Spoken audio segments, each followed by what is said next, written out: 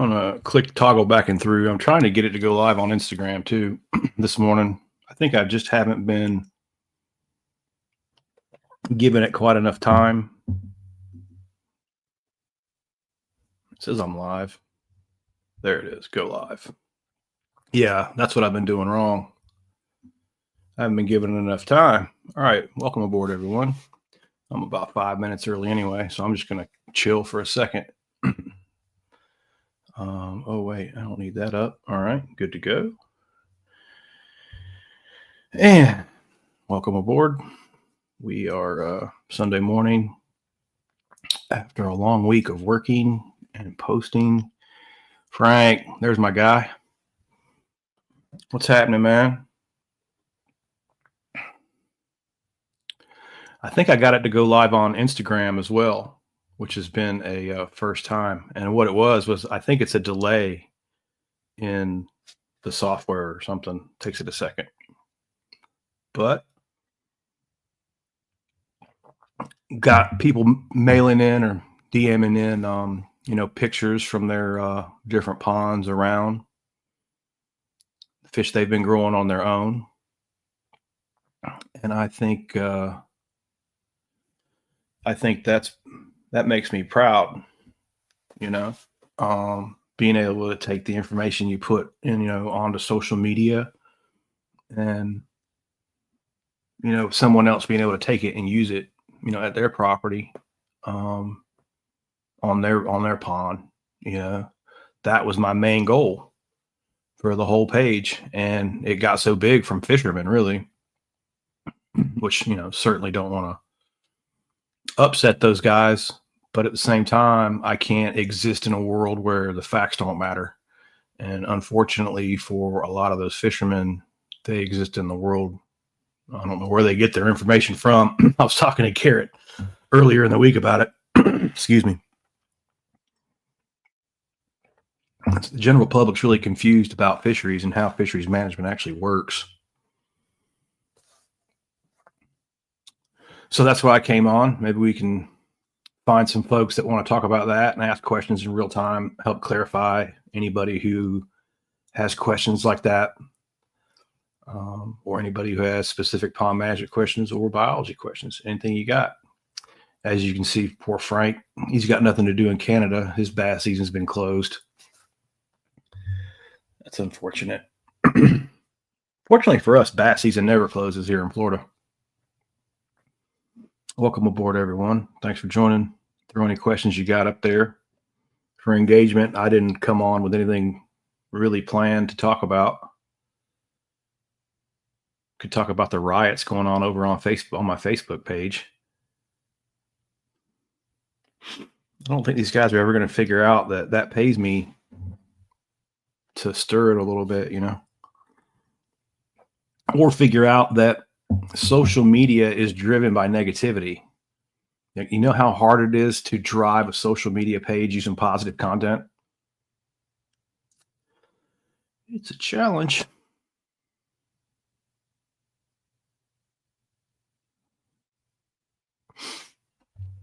Yeah, Derek, I am too, buddy. And that makes me proud too.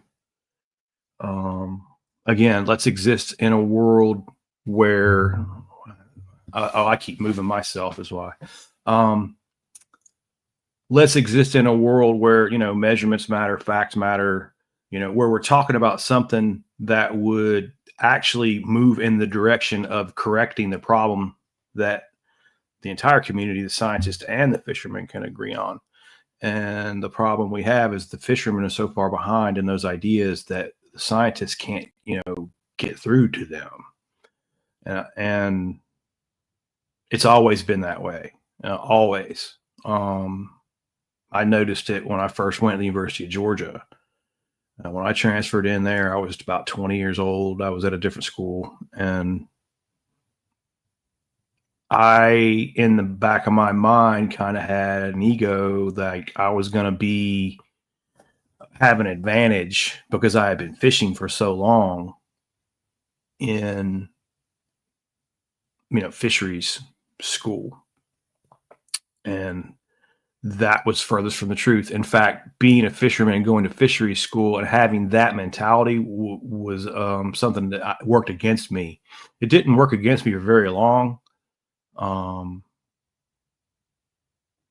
know, I came from a place where we worked and built stuff, and my dad always worked. And I don't know, we kind of always respected everybody who was in front of us. We didn't really challenge people the way I'm being challenged now. I don't think.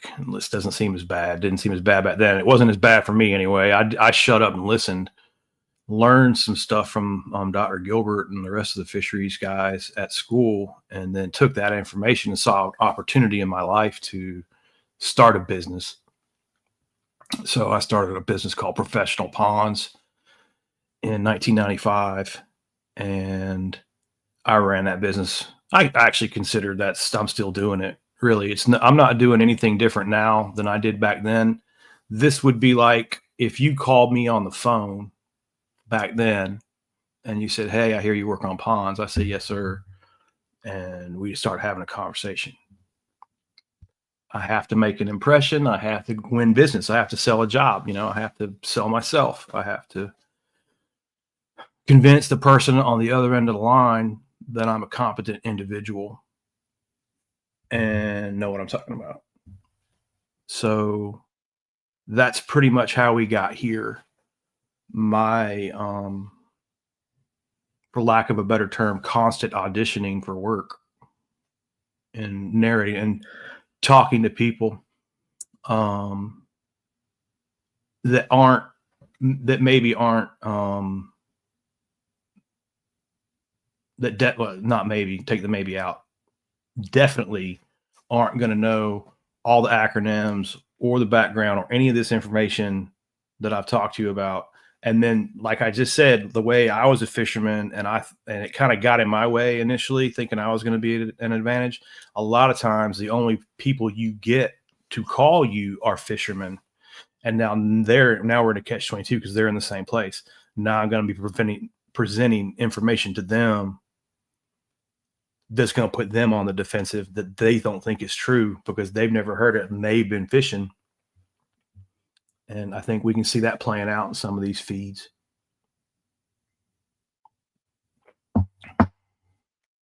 What's up, Michael? Good to have you in again, my friend.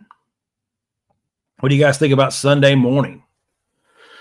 Is that a good time to go live? We've had this discussion with the avid live viewers of the page. All three of us.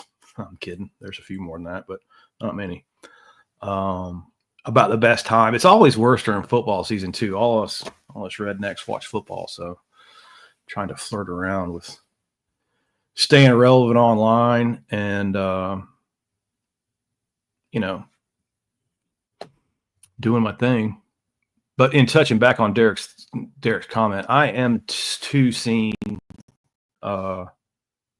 more and more information going in the right direction. I'm also seeing more people like who have ponds setting up a pond site like my pond site, and it looks very similar. And you know what? They might even be copying. And you know what? I don't even care because they're spreading information and the right information in the right direction. That's free information for them, and they're free to have it, and you're free to have it.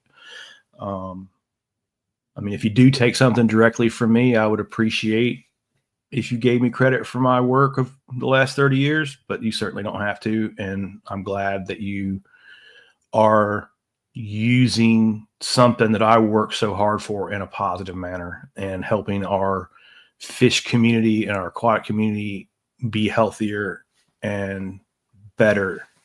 That's ultimately the goal here.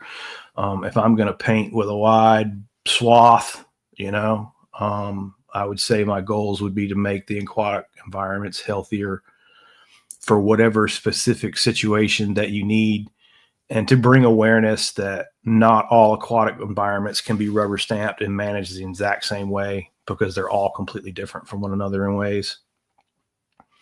And that's really important to understand. And probably we don't touch on that enough here. But certainly if you're dealing with a natural environment like I am here in Florida, like I love seeing the FWC, they're very strict about the bass that you can stock around here. You can only use Florida strain, only from certain places. That makes me happy to see they're protecting their native habitat, their native genetics, their native stuff that they have here. And I think those guys certainly don't get enough credit for the job that they've done at the FWC. It's my little bit of 2 years here in Florida living here. I've bumped into and talked to and made friends with several of those people in the departments over there, and I can't call them all by name or anything like that, but I can bump into them in public and know who they are and have a nice conversation. God, those kids are so smart and doing such a good job on a limited budget, and talking to them about their work and their workload and what they have in front of them. When you look at Florida, oh my God, it's just like, bless you kids, you're doing such a good job and not getting any credit. And I'd like to see some certainly we shouldn't just butt kiss everybody in those positions, but at the same time they could get a pat on the back every once in a while for doing a good job, some recognition of a good job, and not just constant piling on. I think they would appreciate that. But I think all of the problems that we're having come from what we're dealing with in any of these feeds that you can see where people, get argumentative and get defensive. Once they get defensive, you've lost them. Some people you can't reach. Some people will look at it objectively, it's a hard place to be, as far as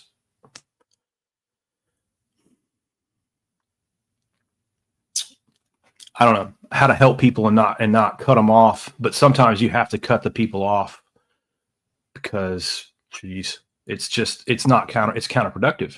You can't keep going back over talking points that are irrelevant. Now, see, I'm off into a place now where I'm not used to talking about things. I don't talk about these kind of things very much, and I'm not very articulate. If you want to go back over to, any of the questions that people have been throwing at me about fish or pond management for 30 years, I get a lot more lucid. But these areas here, gray, I've been dealing with it for a long time, so I don't let it affect me negatively. Let's go through the feed here.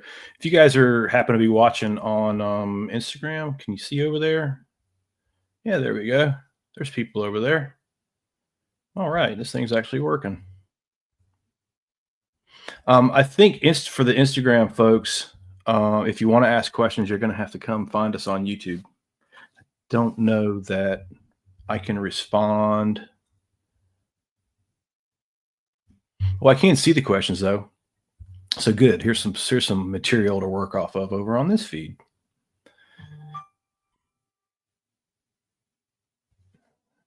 Loving the Cast says, as long as the river isn't frozen, Indiana is fire.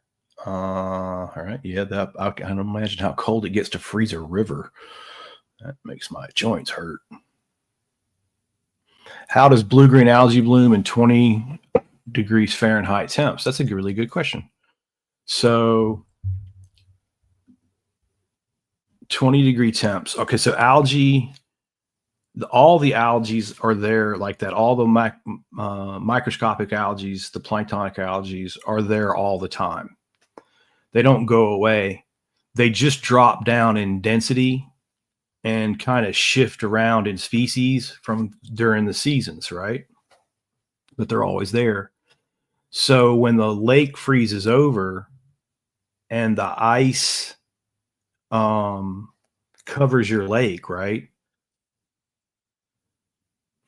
It's the plankton photosynthesis underneath the ice that still produces the oxygen for the fish to breathe. And then that's why if you get a heavy snowpack on your lake that shades the light off the ice, as long as the light can get through the ice, your fish will live.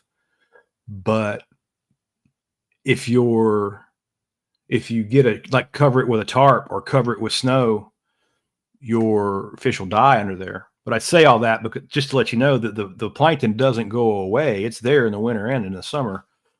It's just in lower densities, and it doesn't make the water look as green, but it's certainly still there. So I would say if you're seeing some kind of weird algae bloom, in the wintertime, you've got some kind of nutrient problem maybe creeping in. Something maybe it's like pet waste coming down. Usually tends to create blue-green problems or something like that. Hog, turkey farms, that type of runoff. I've seen blue-green cause problems. And then it's just that specific species of blue-green. It's the right environment for it. So it's the right temperature, it's the right amount of nutrients. It's this perfect environment, so it takes off. And that is,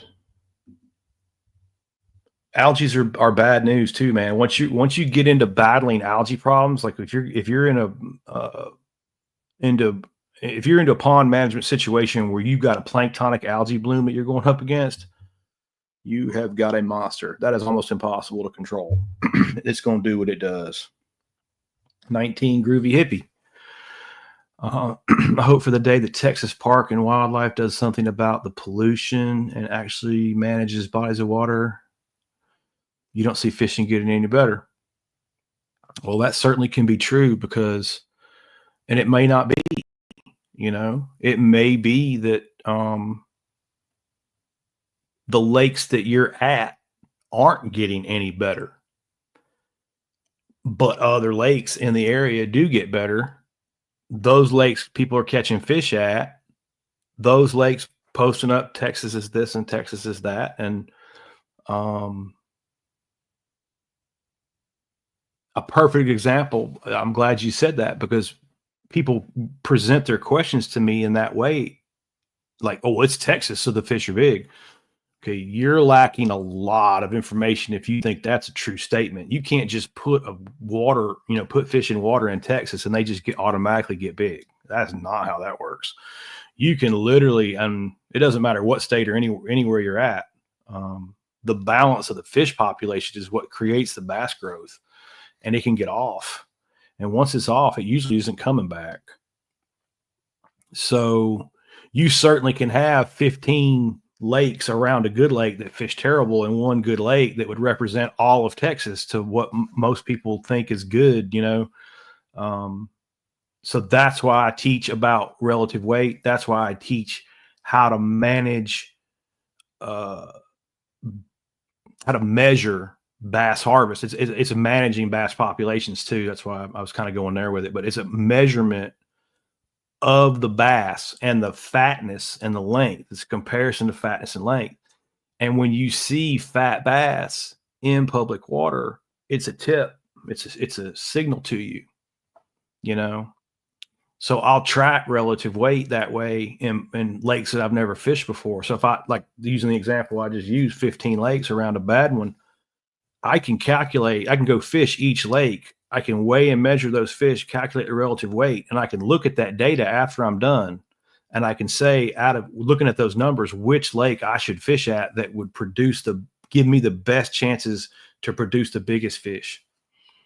Okay. And that's what I'm trying to teach these guys. If you look at what you catch, like data, like a data set, I can teach you how to read it, because it's a skill. It's a learnable skill, like anything blue collar. My job's pretty blue collar. I went to college, but it's like a blue collar job. I got a degree to manage ponds, like that. Like you get a degree to do plumbing, or you get a degree to be an electrician, whatever. My job, I got a degree to manage ponds.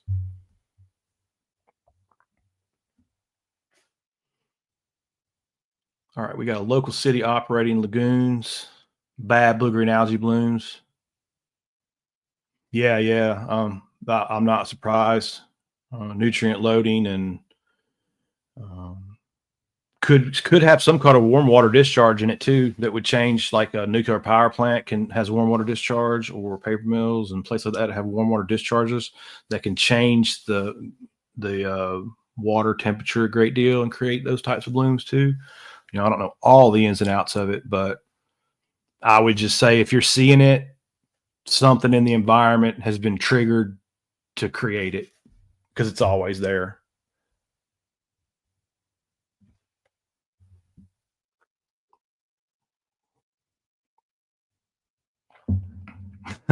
Shannon says the social media expertise is just sample size of one. Yeah. Shannon T. Richards, you are correct. I think sometimes egos get in the way in more ways than one.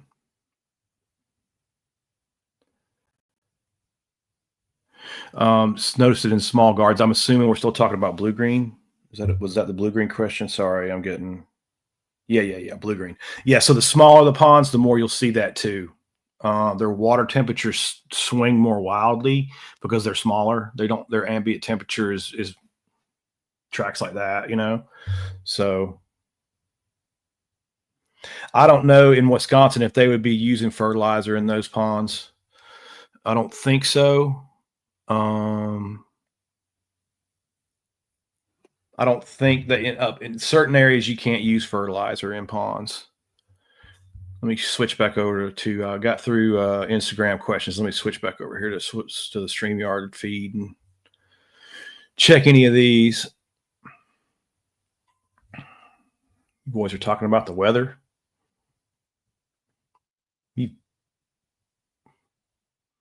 Derek says that they had a lot of blue green everywhere at Lanier. Yeah, I'm not surprised. That's probably from pet runoff. People need to learn to manage their pet waste better. Pick up behind their pets and not leave it in the yard. The fecal coliform, bacterial count spikes and stuff like that just spike like monsters. And every single time I've ever seen, I haven't seen too many people break down why suburban runoff does that, but the few times I have seen them do it, it's pet waste that's creating it. All right, Mark's got a question coming through. How do largemouth in Florida eat saltwater forage species such as mullet, needlefish that make their way into the freshwater bodies of water? Well, that's a good question, Mark, and that'll go both ways too, because I live here at Rodman, and it's an interlap kind of place. It links up to the St. John's, which is, even though it's an hour from the coast, it's pretty much still, you see all the brackish water species. You see shrimp around here, crabs around here, flounder around here, red fish sometime will come up the river around here when it's right. So of course we'll have bull sharks and dolphins in here and all kinds of different. So it goes the other way. We can have bull sharks eating or dolphins eating our bass population in here too. So I think you have to weigh that in, that, yeah, you might have a good environment for bass to grow, but they're going to probably get to a certain size, get taken down by a larger predator, because they are in an open environment to the coast. And that brings it a whole different, it's a whole new monster of predators that they have to survive around. But that being said, largemouth bass can eat any fish they want to eat, as long as they can get it head first and get it, inside their mouth. The gape of their mouth is what limits what can go down it. So mullet, they can easily eat really big mullet. And actually, I've seen bass chasing mullet out here. There's mullet in the lake behind my house, a lot of them, big mullet too. Kind of like you'd like to have for a smoker type mullet. You can shoot them with a bow. They're so big. And as long as your arm mullet. So, all those species interact and go up into Rodman. And it seems like right now, as far as that goes, it seems like a good thing. I mean, Rodman's still kicking out good fish. The guides, I mean, I don't kill it out there, but the guides are catching good fish out there, and they're consistently, double-digit fish caught out there. But certainly you could have a saltwater encroachment of predators that would negatively impact the lake. That's not out of the realm of possibility at all. And a perfect example of how we shouldn't rubber stamp lake management. Like, what good would it do you if I went out here and managed Rodman Reservoir and showed you everything to do about Rodman Reservoir and the 7 spring heads that come into it and and the Ocklawaha River that comes into it, backed up to the St. Johns River, which gets pogies and threadfin shad runs for free up in here every spring from the ocean. How does that apply to pond management? You know, what are we going to learn that's going to apply to a backyard pond? Almost nothing. A little tiny bit we could correlate, but the management of that and the management of a 2.5 acre pond in Northeast Georgia, as you can see, is two completely different things. But time and time again, I see guys come on and be like, they take a fact from pond management or a fact from like reservoir, like Lake Fork. Well, they do this at Lake Fork, so let's take what they do at Lake Fork and apply it to every single place. Well, no, that's not how that works. Because that works at Lake Fork doesn't mean it works anywhere else. Because Lake Fork is a unique place. It's not only is it man-made, not even should be there, but it's in the middle of, you know, a place, soil content type, rain type, all that is unique. I mean, I can go on and on and on. I'm not even going to go down that list of things. But if you think about what makes something unique, not what makes something the same, there's a lot more uniqueness to every lake than there is the similarities. So that's why we have to learn how to measure the fish population and the health of each individual fish to determine the health of that fishery. You can't just rubber stamp a whole management strategy. All right, let's use that as an example. Can you guys think of a way that a management strategy was rubber stamped, boom, across everything in the United States of America? This is how we're managing the fishery. We're just going to rubber stamp it this way. Can you think of a management strategy that's implemented in the last 40 years that we did that? I sure can. Somebody throw it up there. What's it called?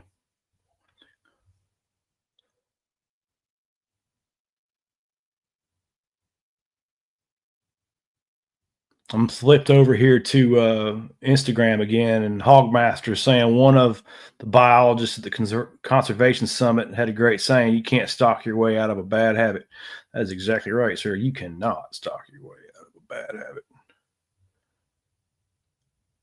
All right, I haven't missed anything back over there. Anybody call it? Nobody's going to call it? Here, I'll post it. I'll type it in then.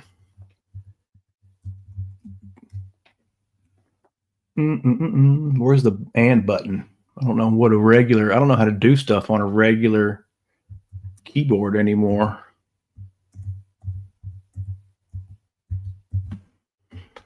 Put that into the chat and then show that onto the screen. There's a big fat rubber stamp. Bang. This is how we're managing all the fisheries from now on.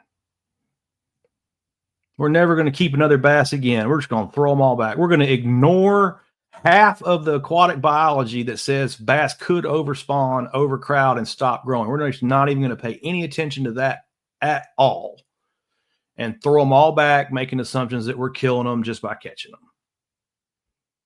And make assumptions that the bank anglers are removing all the fish, so we need to throw them all back. I mean, everything I just said was false. A false narrative, false narrative, false narrative.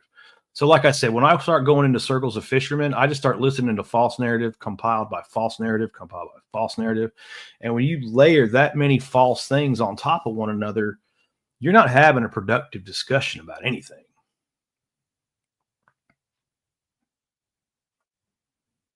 There you go, Jackson. Now see what he said right there? Since I'm overpopulated. Sounds like a man who took a measurement. Sounds like a man who doesn't need my help anymore. I'm proud of you, Jackson, wherever you are, man. Well done, sir. You don't even need me. Go grow your own fish. Do it yourself. That's why I started the whole page. I figured it would be guys like Jackson would be the only ones here. He's not, though. Oh, buddy, he's not. That's okay, though. said, I've done all this before. I talked about it a little bit in the post this morning. I came on probably around 2007. When did Facebook open up for the public? I can't remember what year that was. I want to say it was like mid 2007, 5, 7, 8, somewhere in there. I don't know, 20 years ago, probably. Anyway, I tried all this because for the same reasons, we were in the same position. All the fisheries haven't changed, since then. So I tried, but man, I wasn't going anywhere. It was just like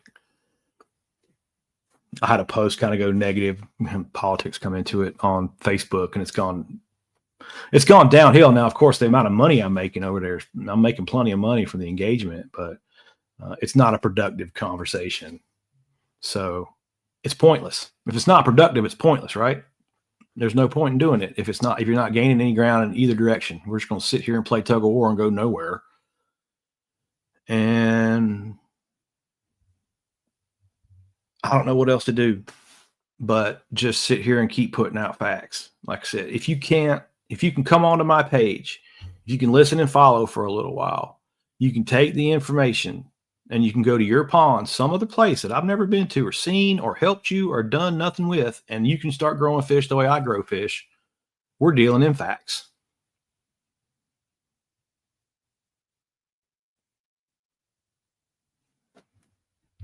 Yeah, that's a good question, Jackson. Am I against old truck tires? Yeah, I am. Not even probably from there's more truck tires probably everywhere in all the water. If tires in the water were going to kill us, it would have done it by now. But still, from an environmental standpoint, we really don't want rubber and tires in the water. So let's be serious. If we're going to put something in there, we could do something better than that. But I have had those work against me in a few situations where if you put tires in a lake, like where you're trying to grow bass and there happens to be a few catfish in there, you're putting really good catfish spawning habitat into that lake because channel cats like to get inside things to spawn, especially tires. So you will create catfish spawns from those stinking tires that will combat you'll literally be in a situation where you're going to have to be keeping out catfish to keep the catfish from competing with your bass because the spawning habitat you created was so good for the catfish. I've seen that happen with tires before. So I don't want them for that reason. And when you combine the two, the first reason, which is like just the breaking down of rubber and stuff getting in the water, which we probably really don't want anyway. And the fact usually people don't hire me to grow catfish. They hire me to grow largemouth bass. If they hire you at all, don't use tires that much.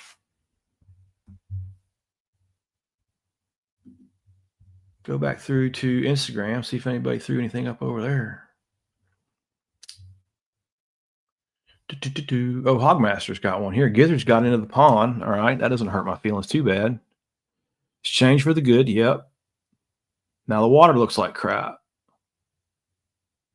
Yep. Your water looks bad because your gizzard shad are scrapers and bottom filters, and they're kicking up sediment into the water column.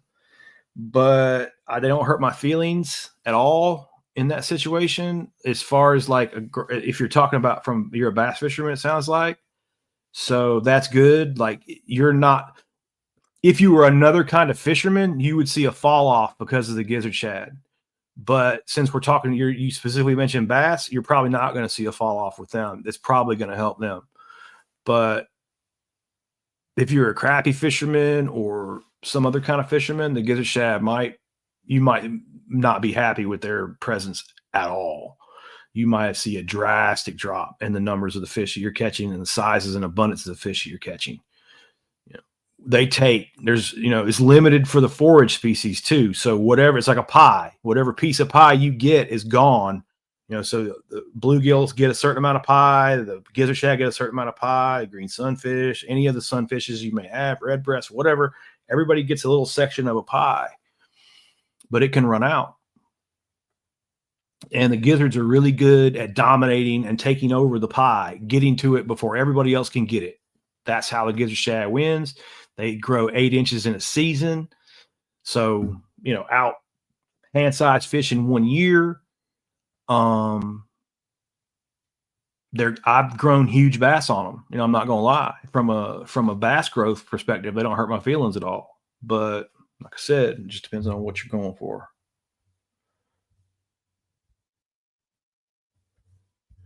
All right. Back to I went over to Instagram. Now I'm back, guys, to my regular feed, and let me scroll through it. I'm glad we figured out how to get Instagram going. Maybe it'll get, well, it has not channeled more people over to to YouTube. It just gives me more to toggle back and forth. And it's funny too, because Instagram is on a slight delay. So I'm answering the questions, but I can't watch myself because I'm watching myself answer like I'm on a delay over there. It's kind of weird. Oh, here we go. It's a good question.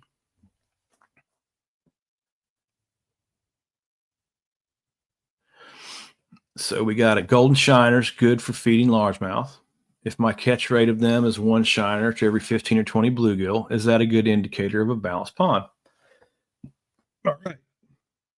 So we're dealing with a pond, it sounds like. Didn't get any acreage on that, but that's okay. I'm going to operate like it's, a pond, small body of water. And just like I said a minute ago, the forage base is limited. So in a pond, I can put numbers to, because that's kind of the world that I exist in. Let's say we had a 1 acre pond in a really unfertile part of Georgia. That pond would hold about 100 pounds of fish if we didn't put a feeder on it, put fertilizer in it, manage it in any way. Just natural production of fish would be about 100 pounds of fish per acre.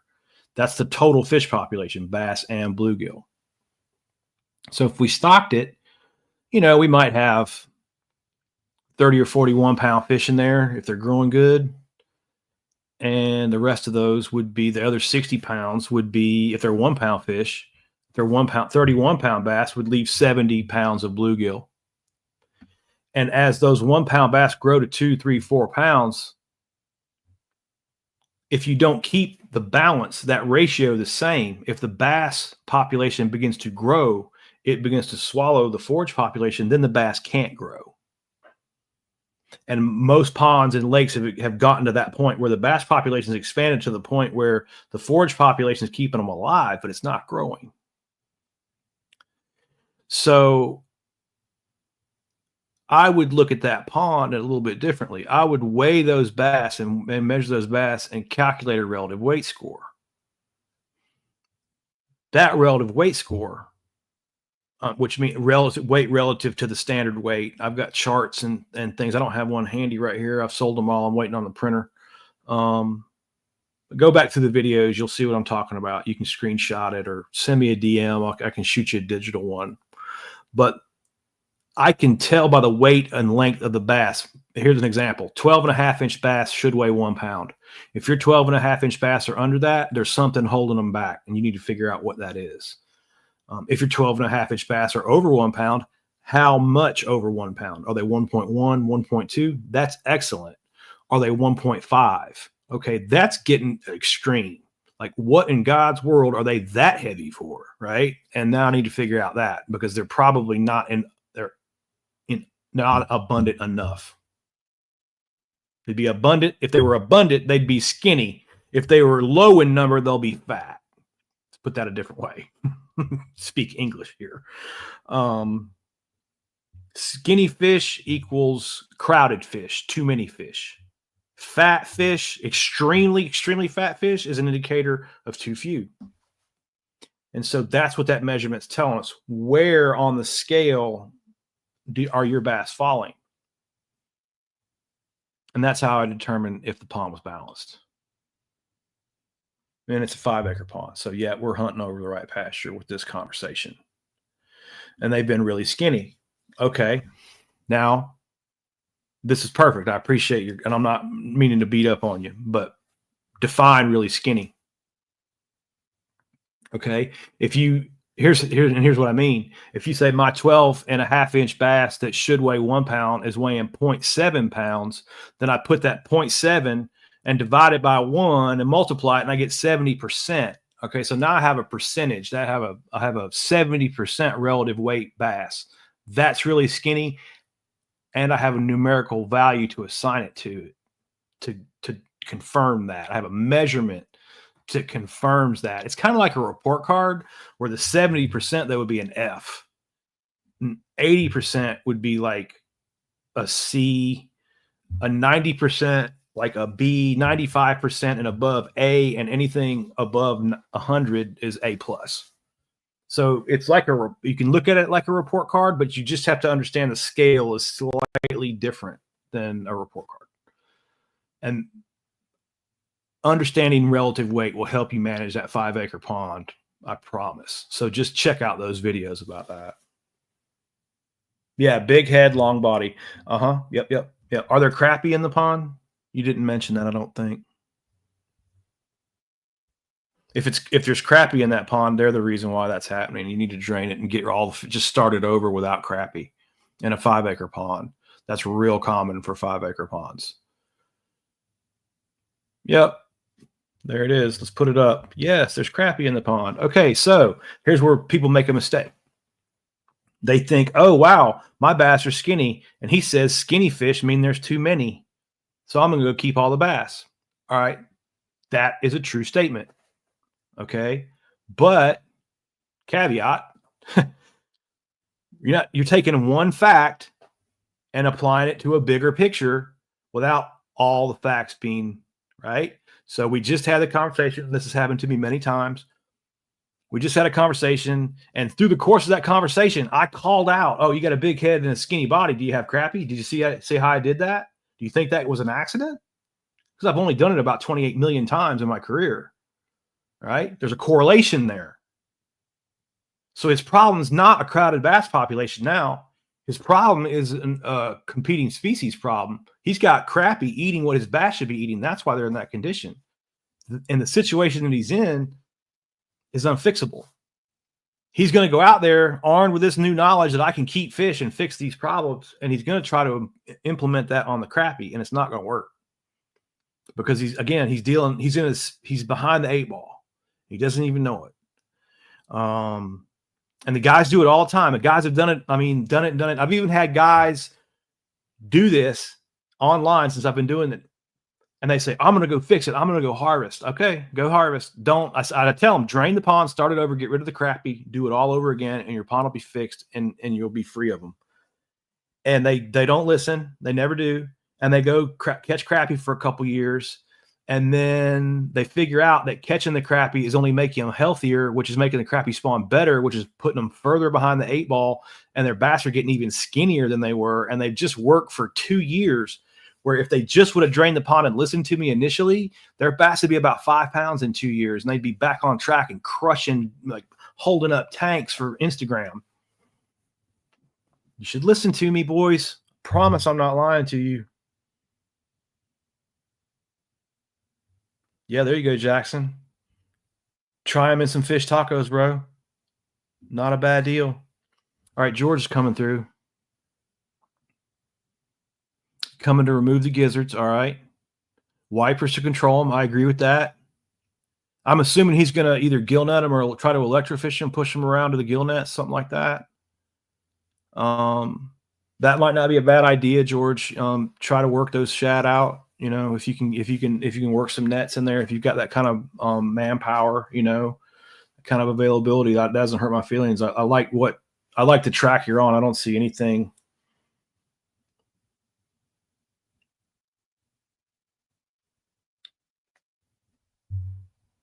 Okay. I'm reading 2 once here.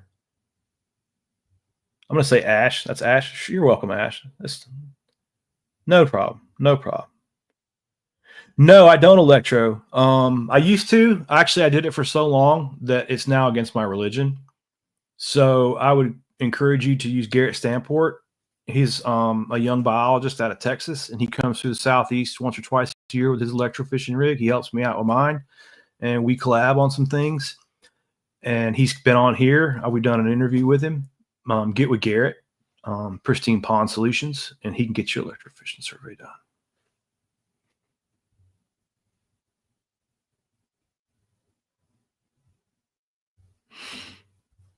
Yeah, it's a good question, Derek.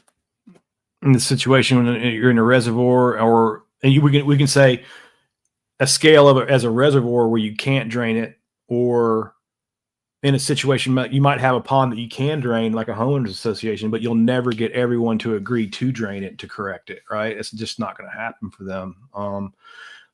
That happens a lot because initially you've got to be a death dealer. All these fish in this lake are dying, right? We're hitting hard reset like a video game. And most people ain't getting down like that. Not in this day and time. Like, oh my God, you're going to kill all the fish? Yes, ma'am, I am. Every single last one of them, like Darth Vader. And that's not good. That's not what they want to hear. And you are not doing it, you know? On the flip side of that coin, these 7-pound fish that I just ran through, it's 3 years old, the 5-pound, 3 to 5 pound fish we've got at a genetics, Florida genetics and northern genetics at the pond, you're not going to grow fat bass like that any other way than a restock. I've never seen them grow that any other way than a draining restock. And in reservoirs, you'll get like Orange Lake here in Florida or OH Ivy out in Texas, where the nature just naturally dries up and the lake almost dies, goes away, and then rain comes back and floods it back. That's how reservoirs change. That's why you're seeing the growth you're seeing at Orange and OH Ivy. And if you go to Louisiana, there's Bussy Break. There's a 1,200 acre lake that's throwing off 12-pound plus fish all the time, but it's only like 4 or 5 years old. They just impounded it. That's the same thing on a larger scale. We call it new lake effect. And bass grow crazy good when you drain and restock.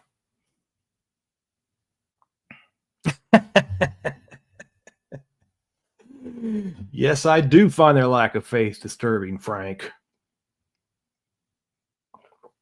And I have killed them all. Let God sort them out.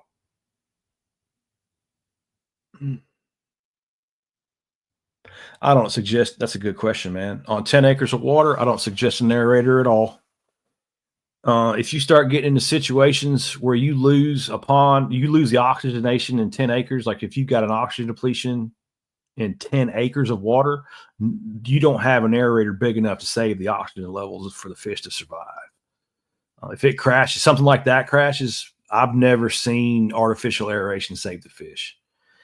And now I have used artificial aeration like that in a beneficial way and seen it used that way a few times too. One of my colleagues, Turtle from North Carolina, I saw him use it slick one time. He was around Charlotte. It's about 17 acre pond in the middle of an HOA. And they ordered a bottom diffuser aerator, but they didn't order a big enough one, like according to the charts, all the bottom diffusers to aerate the entire lake, which I didn't think mattered anyway, because I don't think you can actually, again, if you get a blue-green algae bloom that crashes the oxygen depletion, the bottom diffuser aerator is not going to save anything. In the worst case scenario, they're cooked anyway. So these folks bought it and put it in the lake. And like I said, this lake's 17 acres, pine trees all around it, a lot of pine straw on the bottom of it, deep, 20 plus feet deep near the dam, deep in most places. And we put those diffusers out, 3 diffuser heads out, 3 or 4 across 17 acre pond, and turned them on.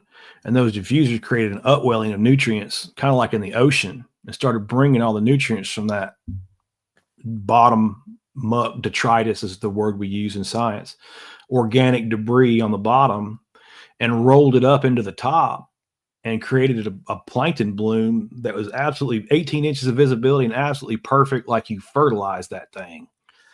And The fish population took off because of it, and the whole thing changed from a stunted bass population to a pretty good fishery just by harvesting a few bass and adding that aerator. But those guys don't advertise those aerators as creating a green pond that looked like it's been fertilized. They advertise it as clearing the water, which just goes to show you, until you get out into the field and start using these things in every single situation, you don't know what's going to happen. That's been my experience with this.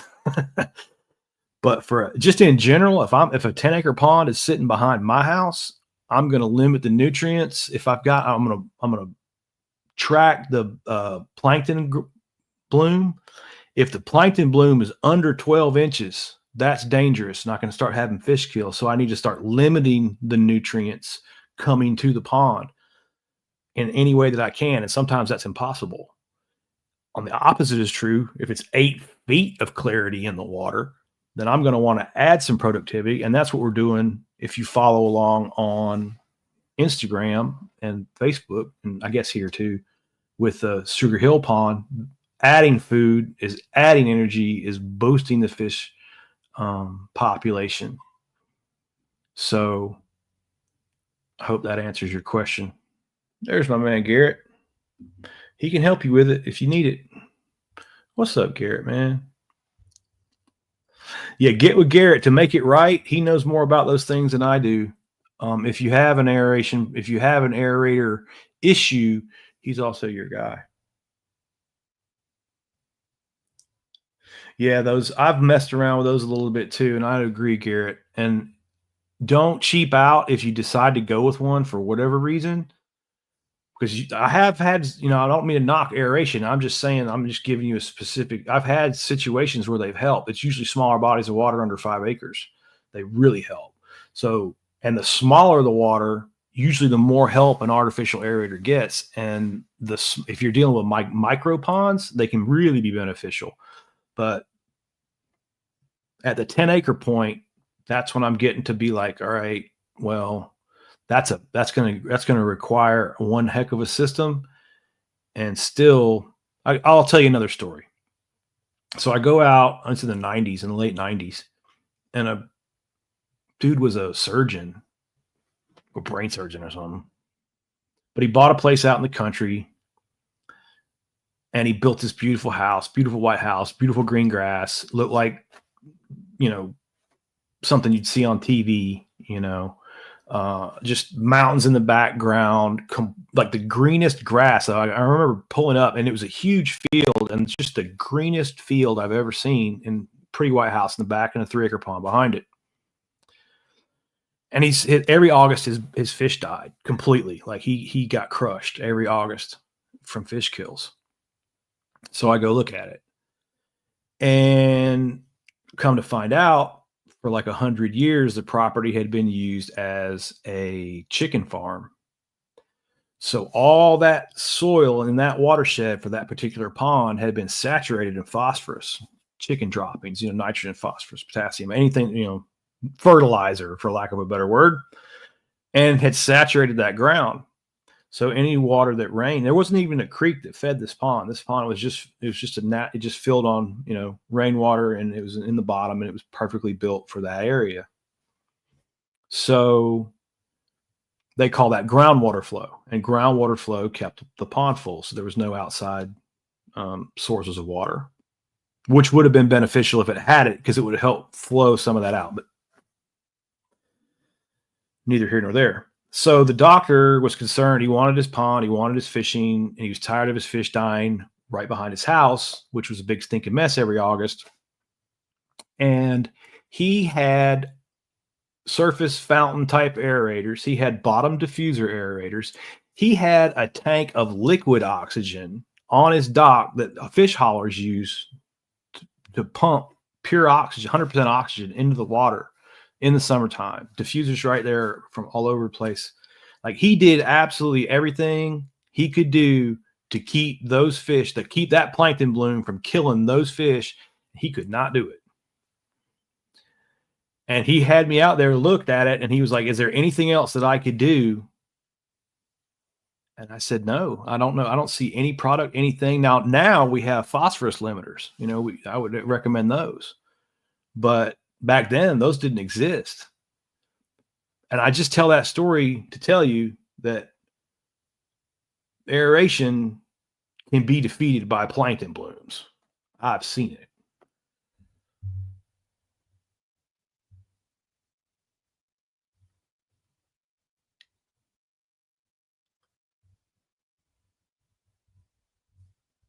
Okay, those dudes are just doing some aerator talk in the comments section. Let's go back over to Instagram real quick. Make sure I didn't miss anybody over there.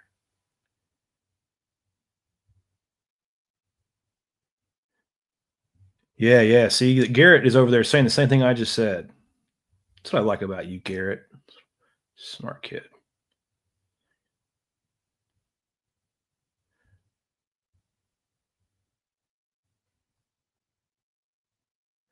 Yeah, I'm reading one from Mayer, JM Mayer over on Instagram. He says he seems like he can't keep enough bass out with the stunted bass population. He's got awesome brim population. Drain or start over. So that's a really good question. And you can definitely have bass populations that you can't get ahead of. Like they get stunted and they stay there. If you go back and watch, we had Preston Chrisman on. He's a biologist out of South Carolina, and I had him on a discussion here on a live, and he did a research project just outlining exactly what you're describing right there. I would recommend you check out that video. And you've got one or two choices. Crank up even more, like double the rates at what you're harvesting. Whatever, like if you're harvesting 20 pounds per acre, go to 40 for a couple years. See if that helps you. You could be stunted that far out. You could just be dealing with a situation where you've been stunted for so long that you just got to get all the fish out, let them die of natural causes, and just keep pulling them. But I've been in situations where you can't harvest enough, even with a shocking boat. It doesn't seem to change anything. And that's where it comes back to the drain and restart. That'll change it every time. Guaranteed.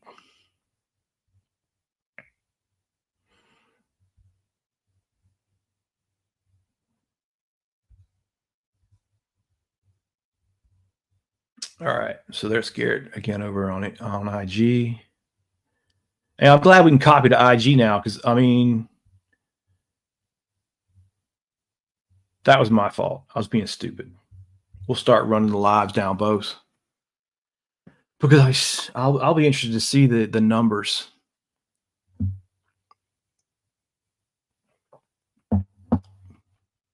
Operate better in this environment where you just ask me questions.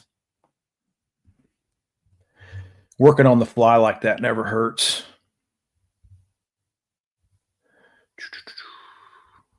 All right, going through the questions. How long have we been doing this? 57 minutes. I'll probably leave it off at about an hour unless you guys wash me over with questions or something. Wading through. Sorry, not talking. All right, thanks for joining, man. That was cool. Appreciate you, brother. Appreciate that a lot. Hopefully we can I gotta get some cordless earbuds. Hopefully we can keep this thing going and have some good discussions that help people grow some fish. Oh, sure, Derek. That's a good question too, man. Where are the crawfish going right now? You talking about what the crawfish are doing right now? Crawfish are chilling, bro. I'm not saying they're not there, but they're going to be small. And you hit this part of the winter, their bigs are going to burrow. So I definitely would not. The juveniles will stay out and in the rocks, but the bigs are going to burrow down and create like a nest. So any crawfish for the next few months, depending on where you are, 55 is the water temperature that I'm looking for. So that'll cut out any geography problems that we have. Once they hit 55 degrees, the crawfish are going to spawn. And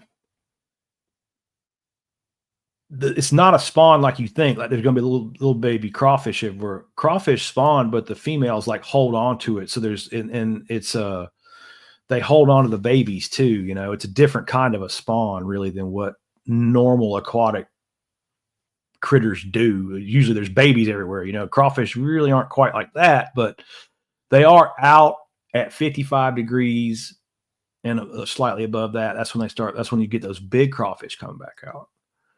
So, and that's why they'll be in some parts kind of colored red, because they've been filtering water through clay, filtering plankton and stuff, filtering their food through the ground, and it shifts them to that deep red color on those burrowers.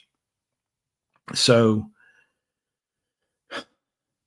that's about the two facts that come to my mind about it. But you know, I was on Tackle Talk podcast like 5 times, and Andrew over at Tackle Talk did a series of these things about bait, about forage. He called it the bait breakdown.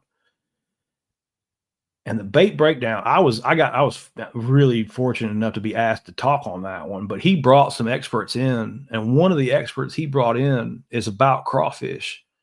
And that was the most informative piece that I learned more about crawfish in that hour or two, whatever, however long he was on with Tackle Talk, than I did in my entire life. So I would recommend that you check out that Tackle Talk bait breakdown series. I think that'll help you a lot. Hey, George, I'm glad you clicked in too, brother. I appreciate you. Thank you very much. All right, let's cook back to Instagram real quick. Make sure we haven't missed anybody's questions, and then I'm gonna cut it off and leave y'all with that nice plug for Tackle Talk. You like how that worked out in there? Getting better. Getting better. Yeah. It might have been the same dude, Derek. Might have been the same dude. I don't know though. But yeah, go check out Tackle Talk. You'll learn a lot on there, man. Thanks to Andrew for having me on so many times. Sure, Jackson, anytime, man. Hey, Sunday morning went pretty good. Maybe we'll try it again next Sunday. I got Sundays off. All right. I appreciate you guys. Thanks for following and all the positive engagement. And see you next week. Later.